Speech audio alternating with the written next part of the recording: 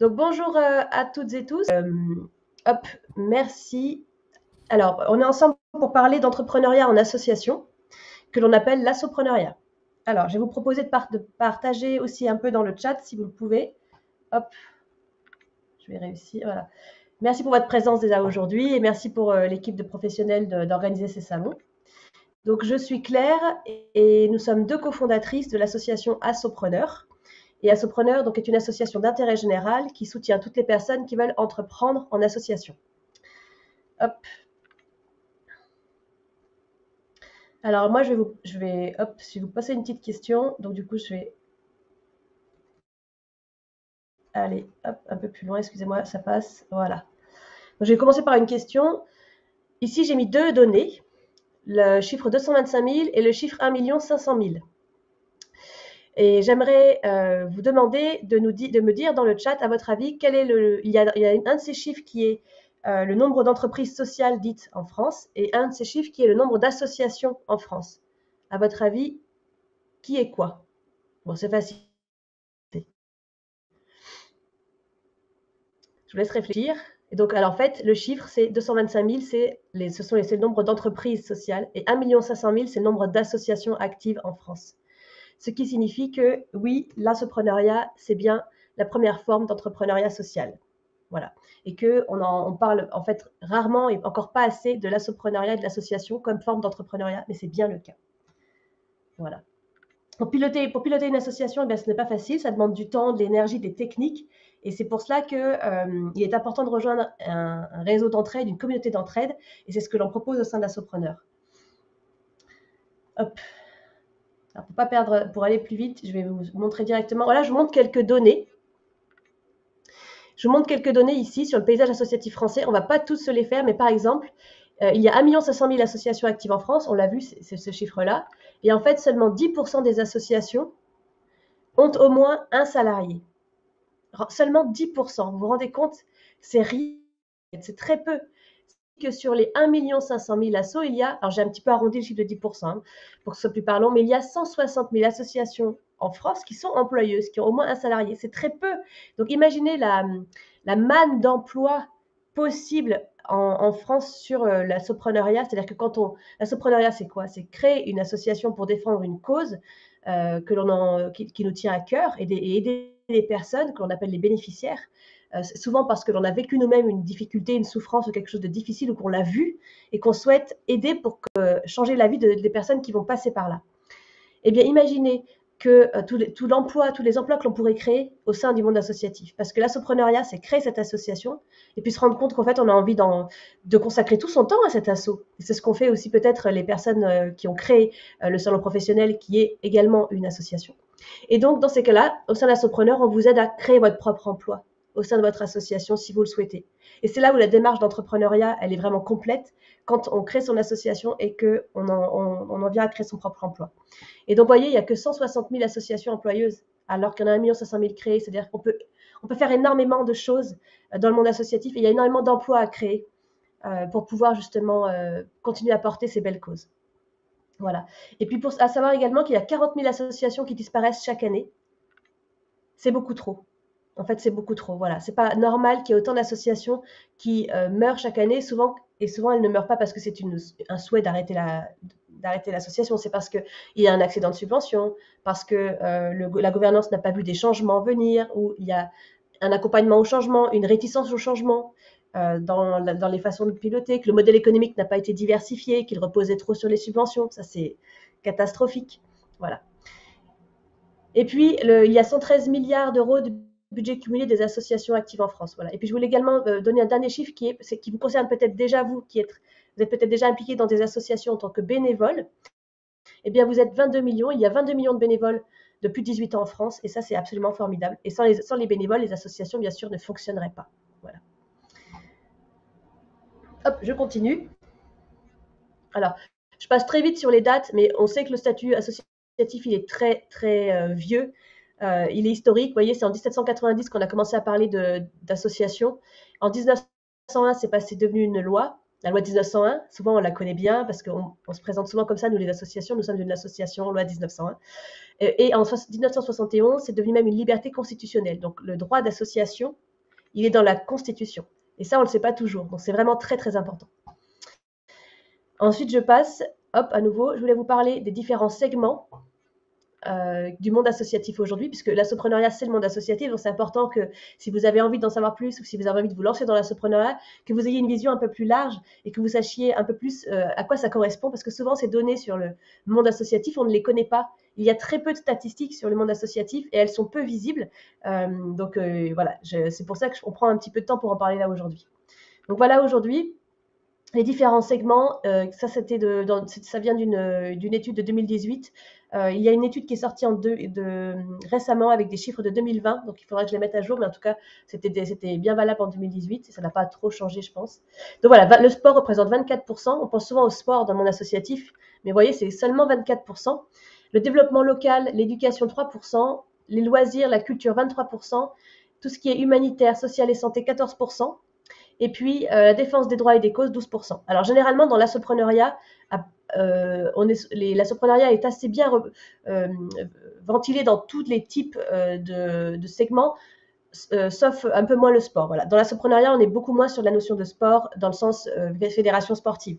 On va être sur le sport dans l'éducation, dans le développement, voilà. Mais on ne va pas être dans le sport comme ça. Hop, alors c'était quelques mots sur le monde associatif. Si vous avez des questions, n'hésitez surtout pas à les poser, à m'envoyer un email, à venir, à prendre un rendez-vous ou à me contacter sur LinkedIn ou les réseaux. Je serais ravie d'en discuter avec vous. Voilà. Donc ce que je voulais vous montrer aujourd'hui, c'était est-ce que c'est fait pour vous? Voilà. C'est ça la question que l'on doit se poser quand on envisage ou qu'on imagine peut-être aller dans l'assopreneuriat. Eh bien, j'en ai fait un guide en fait, pour savoir si c'est bien fait pour vous ou pas. Hop, je le passe, ce petit guide, il est là. Donc, ce petit guide, je peux vous l'envoyer par... alors, voilà, ça va se faire. Je peux vous l'envoyer par PDF pour que vous puissiez le faire chez vous tranquillement. N'hésitez pas à m'écrire pour cela à claire@assopreneur.org. Voilà. Et vous aurez, je pourrais vous l'envoyer. Pensez bien à m'envoyer un email pour le recevoir. Donc là, ce que je vais vous proposer, ce sont les 4 fameuses questions. On vient souvent me voir en me disant, Claire, j'hésite encore pour mon entrepreneuriat entre un statut de société et un statut d'association. Et on me dit, Claire, qu'est-ce qui serait le plus intéressant pour moi? Et là, je dis, c'est pas la bonne question. En vrai, il y a 4 questions à se poser. Voilà. Et les 4 questions à se poser, elles sont là dans ce guide. Voilà. Donc, la première question que vous devez vous poser si vous envisagez d'aller dans l'assopreneuriat ou si vous hésitez sur votre statut juridique pour votre entrepreneuriat, la première question que vous devez vous poser, c'est dans l'autre sens. C'est est-ce que j'ai identifié une cause que je souhaite défendre et des bénéficiaires potentiels que je souhaite aider? Ça, c'est la première chose. Si la réponse est non à cette question, bam, vous pouvez aller directement côté entreprise et c'est tout à fait OK. Hein, il faut tout pour faire un monde, donc c'est tout à fait OK. Mais si oui, vous avez une cause qui vous tient à cœur ou si peut-être, dans ce cas-là, si vous avez répondu A ou B, dans ce cas-là, OK, vous pouvez imaginer bien sûr aller dans l'assopreneuriat. La deuxième question à vous poser, c'est est-ce que j'ai envie de gagner ma vie proportionnellement aux résultats générés dans l'année par mon activité? Alors là, bien sûr, je mets l'emphase sur le mot proportionnellement. Dans une entreprise, c'est vrai que quand on a un résultat positif, par exemple de 100 000 euros dans l'année, on peut se verser en dividende les 100 000 euros. En association, si on a la chance d'avoir une association qui a un résultat positif de 100 000 euros, on ne va absolument pas se verser quoi que ce soit en tant qu'assopreneur, puisque l'un des éléments fondamental de l'associatif et de l'assopreneuriat, c'est qu'il n'y a pas d'enrichissement personnel. Voilà. Donc, si on a envie de s'enrichir avec les fruits de l'activité, ce qui, bien sûr, est tout à fait légitime, eh bien, il ne faut pas aller dans l'assopreneuriat. Parce que dans l'assopreneuriat, la façon dont vous allez pouvoir en vivre, c'est créer votre propre emploi dans votre association. Donc, vous allez vivre avec un salaire. Et le salaire, il n'est pas fluctuant au gré des résultats générés par l'activité. Voilà. Donc ça, il faut, voilà, vous pouvez voir pour répondre et vous pourrez faire le quiz après. La troisième question à vous poser, c'est est-ce que j'ai envie que la structure que je vais créer ou co-créer m'appartienne? Voilà. Donc là, pourquoi je vous propose de vous poser cette question? C'est parce que dans l'entrepreneuriat classique avec un statut de société, la société que l'on crée nous appartient à nous et nos associés ou nos financeurs si jamais ils ont pris une part dans une part de le capital de la société. En tout cas, ça nous appartient au moins en partie. Dans l'assopreneuriat, encore un élément différenciant, eh bien, l'association, elle n'appartient qu'à ses membres. Elle n'appartient pas du tout au fondateur, pas plus au fondateur en tout cas qu'à un autre membre, elle appartient surtout pas au financeur, elle appartient à ses membres. Et une association, même si elle commence avec 2 personnes, hein, c'est le minimum pour la loi et c'est 2 personnes, mais elle reste rarement à 2 personnes. Parce que c'est vrai que le principe de l'associatif, c'est de s'appuyer sur d'autres personnes qui partagent cette cause, qui ont envie d'aider les bénéficiaires que l'on souhaite aider et qui donc vont prendre une adhésion parce qu'ils souhaitent soutenir, soutenir ce que l'association fait et pourquoi pas, parce qu'ils souhaitent pourquoi pas un jour s'impliquer dedans, en tout cas ils souhaitent avoir un droit de vote à l'Assemblée générale. Donc voilà, ça, la structure, elle va pas nous appartenir et surtout quand on fait vraiment la boucle de l'assopreneuriat et qu'on crée son poste en tant que déléguée générale fondatrice, donc on crée son poste, on doit quitter la gouvernance. Souvent, on commence en coprésidente, présidente, ça dépend, fondatrice. Et bien, quand on crée notre propre emploi, hop, on quitte la présidence, on signe un contrat de travail avec notre propre asso. Et là, dans ce cas-là, ça ne nous appartient même plus du tout, puisqu'on n'est même plus adhérent, on n'est même plus dans la gouvernance. Donc, il y a un lâcher-prise de beaucoup de choses dans l'assopreneuriat. Vous voyez, là, il y a un lâcher-prise de l'enrichissement. Il y a un lâcher-prise également de la propriété. Et ça, ce sont des éléments dont personne ne parle, mais qui sont très différenciants et qui vraiment différencient l'assopreneuriat de l'entreprise sociale, de l'entrepreneuriat social. C'est pour ça, quand on est dans un statut de société. Et ça, c'est important que vous le sachiez, voilà, et qu'on puisse en parler. C'est un fait très important. Donc voilà pour la question 3. Je passe à la question 4. Je fais attention au timing. Donc la question 4 que vous devez vous poser, c'est est-ce que j'ai envie de décider seul, de prendre des décisions seul? Si la réponse est oui, j'ai pas envie qu'on m'embête. J'ai envie de travailler seule, ça me va bien, de décider toute seule, c'est tout à fait OK. Dans ce cas-là, l'assopreneuriat, je pense, n'est pas forcément bien indiqué pour vous parce qu'en assopreneuriat, on décide rarement seul. Vous pouvez prendre la décision seul à la fin, mais en tout cas, vous n'allez pas, généralement, vous n'allez pas être seul du début à la fin parce que souvent, on est en collectif, on a une gouvernance avec qui nous aide à réfléchir et avec qui on réfléchit. Et si vous êtes délégué général et que vous avez créé votre propre emploi, eh bien, vous allez travailler avec cette fameuse gouvernance, qui sont des membres élus, qui sont là pour aussi soutenir l'association. Donc, on ne va pas décider seul, en fait. Voilà. Ça, c'est très important. Voilà, donc vous pouvez faire ce quiz et vous voyez, on l'a fait comme en mode sur la plage, vous savez, quand on met les petits triangles, les carrés, et après, hop, je passe, ça vous donne vos réponses qui sont là. Ça va plus être flou. Mais voilà les différentes réponses après. Je vous laisserai la joie de le découvrir. Je vais passer, hop, tac, voilà. Donc, pour l'assopreneuriat, ce dont je voulais vous parler, et je vois c'est bon, dans le timing on est bon. Donc, la première chose que j'ai faite quand j'ai décidé de quitter mon poste de CDI, j'étais déléguée générale de métier, c'est-à-dire que j'étais recrutée pour diriger des assos, mais je n'étais pas fondatrice de cet asso. Eh bien, j'ai fait ce métier pendant 11 ans dans 3 associations différentes que j'ai dirigées. Eh bien, je voyais trop d'associations qui mouraient autour de moi et ça me retournait vraiment trop le ventre, ça me faisait mal au cœur. Et donc, c'est pour ça qu'un jour, comme tous les autres assopreneurs, eh bien, j'ai dit stop, je vais essayer de faire quelque chose. Et c'est là où j'ai fait mon premier pas pour créer Assopreneur. Et la première chose que je me suis dite, c'est quand même pas possible que ce soit si difficile de diriger une asso, de la piloter, de la pérenniser. C'est vraiment pas normal que ce soit si dur d'aller chercher des fonds, de réussir à mobiliser tout le monde, de maintenir l'énergie de tout le monde, d'y arriver. C'est vraiment pas normal que ce soit si dur. Et comme moi, ce que je voulais, c'était aider toutes les personnes qui se lançaient dans l'assopreneuriat, j'ai fait une méthode. Voilà. Et donc la méthode, elle est là. Elle est en 4 piliers. Donc, vous pouvez prendre un imprimé écran à chaque fois, hein, et puis vous retrouverez le replay de toute façon avec du salon, de la masterclass dans le salon. Et puis, vous l'avez aussi cette slide dans la page assopreneur.org/programme sur notre site internet. Il y a ce slide, vous pouvez aller les récupérer. Donc, quand on se lance dans l'assopreneuriat, il y a 4 piliers pour que votre association se développe et que vous-même, vous n'explosiez pas en plein vol et que donc tout se passe bien pour vous et l'association.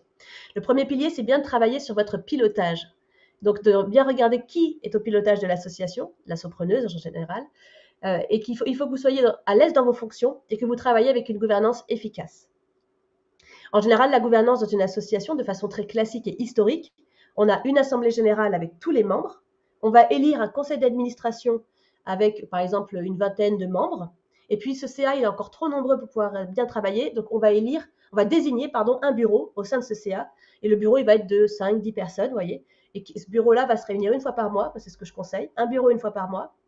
Le CA, je le conseille une fois par an, et de le mettre en mode prospective, prendre du recul, regarder ce qui arrive, inviter plein de partenaires, plein de personnes extérieures pour nous aider à réfléchir et en faire un vrai moment de créativité. Et l'Assemblée générale, une fois par an, pour mobiliser tous les membres, faire un bel appel d'air, proposer plein de choses sympas et montrer tout ce qui se passe. Ensuite, ça c'était le pilotage. Ensuite, le pilier numéro 2, c'est la stratégie. Je vais vous proposer de faire très attention à votre stratégie d'impact, de bien remonter à l'origine de la stratégie marketing, de bien vous demander quelle est ma cause, de bien creuser votre cause, qui sont mes bénéficiaires, quel est leur problème, quel est le besoin en fait, qu'est-ce qui est difficile pour eux, et de bien cibler là où vous pouvez faire quelque chose. Voilà. Et en face de ça, vous allez définir des actions concrètes, des événements, des actions, et bien en reposant bien sur votre stratégie. Et en face de cette stratégie, vous allez mettre un modèle économique, c'est-à-dire comment on fait pour financer, aller chercher plus d'argent que l'association ne va en dépenser. Et la première chose à vous demander quand vous êtes au niveau de ce pilier de la stratégie d'impact, c'est de vous demander est-ce que vous souhaitez en fait être d'intérêt général ou pas. Voilà. Parce que la loi 1901, vous vous souvenez, on a vu que c'était très historique. Et quand on crée une association, en fait, il y a un petit peu deux chemins. Et dès le départ, c'est ce que j'explique, c'est qu'on doit choisir, et on peut changer en cours de route, mais c'est plus facile de choisir au début. Est-ce que j'ai envie que mon association respecte les critères de l'intérêt général, ou est-ce que je sais que mon association ne pourra pas respecter les critères de l'intérêt général? Et c'est tout à fait OK aussi. Hein. Voilà. Donc, les critères de l'intérêt général, vous avez dû entendre souvent parler association d'intérêt général ou fondation d'intérêt général. Ça, c'est la première marche de la reconnaissance. Et quand on est d'intérêt général, il y a une deuxième marche à laquelle on peut prétendre, qui est l'utilité publique. Mais en fait, c'est très difficile, l'utilité publique. Il y a très peu de structures qui en bénéficient. Donc souvent, on va plutôt être concerné par l'intérêt général. Voilà. Et l'intérêt général, il est défini par les impôts. Parce que quand on est une association qui respecte l'intérêt général, on peut donner de la défiscalisation. On peut accorder de la défiscalisation aux entreprises, aux personnes morales, mais aussi bien sûr aux personnes physiques qui nous font des dons. Des dons en nature, des dons en argent ou des dons en temps. Ça s'appelle le mécénat de compétences, par exemple, pour les entreprises. Et donc, quand on est d'intérêt général, on peut donner une défiscalisation, c'est-à-dire on accorde une réduction sur les impôts. Voilà. Et donc, comme c'est de l'évasion, finalement, d'impôts, ce sont les impôts qui réglementent et régissent l'intérêt général pour les associations. Donc, il y a 4 points. On n'a pas le temps de les voir aujourd'hui, mais si vous venez dans le programme, on regardera bien ça ensemble. Et moi, je fais très attention à ce que vous respectiez bien l'intérêt général si vous le souhaitez. Et puis si vous ne le souhaitez pas, si vous savez que vous ne pourrez pas respecter, et bien dans ce cas-là, votre association va être, deuxième chance, votre association va être fiscalisée. Elle va se dire, coucou les impôts, je suis une asso, mais je sais que je ne respecte pas les critères de l'intérêt général, fiscalisez-moi, et donc vous allez donc payer de l'impôt sur les sociétés sur le résultat positif de votre association. Voilà. Mais vous restez une asso, vous avez le droit d'avoir des dons, des adhésions, d'aller demander des subventions, de répondre à des appels à projets, mais vous ne pourrez pas prétendre être d'intérêt général. Voilà. C'est important de faire ce petit point sur le pilier 2. Ensuite, le pilier 3, c'est un programme d'action concret et d'événements concrets avec des livrables utiles. En général, ce pilier 3, chez les assopreneurs, il est hyper fort parce que quand on commence toujours par agir, en fait. Quand on se lance dans l'assopreneuriat, on sait qui on veut aider, on a une idée déjà de comment, et puis on y va. Et il faut absolument commencer à agir le plus tôt possible. Si vous êtes dans une démarche d'entrepreneuriat en association, agissez le plus tôt possible. Allez à la rencontre de vos bénéficiaires. Faites quelque chose. Même si ça correspond à 1% de ce que vous imaginez pouvoir faire, faites-le. C'est très important. Donc, souvent, ce que je retravaille avec vous dans ce programme, dans ce pilier 3, c'est vous aider à imaginer votre programme d'action sur une année complète, de créer votre calendrier idéal, au moins de 6 mois en 6 mois, et puis de vraiment anticiper au maximum les actions, les événements, et de packager votre programme d'action pour le rendre lisible et visible des bénéficiaires, des membres, de toute la communauté, des financeurs, des partenaires, etc. Voilà. Et puis, je vous aide souvent à accentuer et créer plus de livrables, c'est-à-dire les preuves qui vont rester quand l'événement ait lieu. Par exemple, pour cette masterclass, le livrable, c'est bien sûr le replay. Ça pourrait être une photo d'écran, par exemple, une petite copie d'écran que je pourrais faire comme ça, en mode youpi, je suis trop contente d'être avec vous. D'ailleurs, je vais le faire. Cheese. Voilà, c'est bon, je l'ai fait. Que je vais copier-coller. Et puis, ça pourrait être des témoignages, par exemple, que vous pourriez laisser dans le chat. Voilà, ou des questions. Et donc, le pilier 4, et je vois qu'il me reste 5 minutes, donc c'est parfait. Le pilier 4, c'est une animation dynamique de la communauté avec un relationnel structuré. Voilà, ça c'est le pilier 4. Et oui, c'est quand on a prévu son pilotage et avec sa gouvernance, on a prévu bien de travailler sa stratégie, on a mis un modèle économique cohérent en face, on a travaillé le programme d'action, ben c'est pas fini, il faut aussi animer, parce qu'une association, c'est beaucoup d'êtres humains qui se retrouvent, personnes morales ou personnes physiques, qui veulent soutenir la même cause, et donc dans ce cas-là, il faut animer sa communauté, et on n'anime pas les financeurs comme on va animer les membres, ou comme on va animer les bénévoles, bien sûr. Donc il faut bien faire attention à ça. Et on va travailler son relationnel au niveau de l'association, parce qu'une association sans partenariat, elle ne vit pas en fait, elle fonctionnerait énormément par partenariat. Voilà ce que je voulais vous dire sur la méthode Assopreneur. J'aimerais faire un petit point sur les mantras, parce que dans l'entrepreneuriat, et quelle que soit votre situation, ça vous sera utile en fait, je pense, de toute façon. Que ce soit pour une recherche d'emploi, ou que ce soit dans votre transition professionnelle, hein, dans le cadre du salon, ou que ce soit pour une démarche d'entrepreneuriat et d'assoprenariat, ces mantras-là, ils sont valables en fait tout le temps finalement. Donc moi, ce que je vous conseille, c'est surtout de ne pas rester seul. Et je me le suis appliqué aussi, hein, c'était valable pour moi, c'est valable pour tous les membres du programme, tous les assopreneurs qu'on accompagne. On a accompagné 180 personnes en 2 ans dans le programme. Et les personnes qui le souhaitaient ont créé leur propre emploi. D'ailleurs, là-dessus, on me pose souvent la question, il faut entre 6 mois et 1 an et demi pour créer son propre emploi. Ça dépend du temps que vous avez à consacrer à votre démarche, en fait. Si vous êtes full-time, parce que vous avez négocié une rupture ou vous avez droit à votre ARE au niveau du chômage, vous êtes bien, vous avez vos 2 ans, vous êtes sûr que vous allez y arriver. Si vous avez moins de temps et vous êtes encore en train de travailler, ben forcément, vous êtes encore plus en amont dans votre transition, ben ça peut prendre un peu plus de temps, mais dans tous les cas, vous allez y arriver, c'est sûr. Donc ne restez pas seul. Trouvez-vous bien un programme d'accompagnement, un programme de pair, un programme aussi local. Ça, c'est intéressant. Voilà. Donc nous, avec Assopreneur, vous serez dans une communauté d'inspiration et d'entraide de pair. Voilà. Avec des rencontres, certaines rencontres locales, mais c'est surtout un programme de pair. Donc ce que je vous invite à faire, c'est commencer avant d'être prête. Alors ça, si vous attendez d'être méga super prête et d'avoir une réponse potentielle à toutes les questions qu'on vous fera sur votre cause, c'est trop tard. Vous êtes en retard. Commencez avant d'être prête. Si vous n'avez pas la réponse, c'est pas grave. Et surtout, on ne vous demande pas d'être spécialiste du sujet que vous voulez défendre, hein. Non, vous allez trouver des spécialistes autour de vous qui travailleront sur les sujets. Je vous propose de ne jamais vous empêcher d'avancer. Ça, c'est très important. Quand on est dans la procrastination, vous savez, on raccroche le téléphone. Enfin, je vous fais le téléphone à l'ancienne de mamie, mais quand on prend le téléphone et puis en fait on le raccroche parce que non, je vais déranger quelqu'un, mais qui je suis pour l'appeler, etc. Ça, on s'empêche d'avancer. C'est souvent le syndrome de l'imposteuse, hein. Ça, on l'a quasiment toutes. Il faut absolument le vaincre. C'est terrible ce truc-là. Ça m'a aussi bien bloqué à l'époque quand je me suis lancée. Donc ne vous empêchez jamais d'avancer. Et enfin, le dernier mantra, c'est si tu as envie de faire quelque chose, tu es légitime, tu es crédible pour le faire. Vous n'avez pas besoin de diplôme en plus. Vous n'avez pas besoin de formation en plus pour entreprendre. Vous n'avez pas besoin d'avoir l'accréditation de qui que ce soit. Vous êtes légitime parce que vous avez envie de défendre cette cause. Et sachez que dans n'importe quelle action que l'on fait, l'idée, c'est seulement 5% de succès de ce que vous allez entreprendre. L'idée, c'est seulement 5%. C'est pour ça que plusieurs personnes peuvent déjà avoir fait ce que vous voulez faire. C'est tout à fait OK.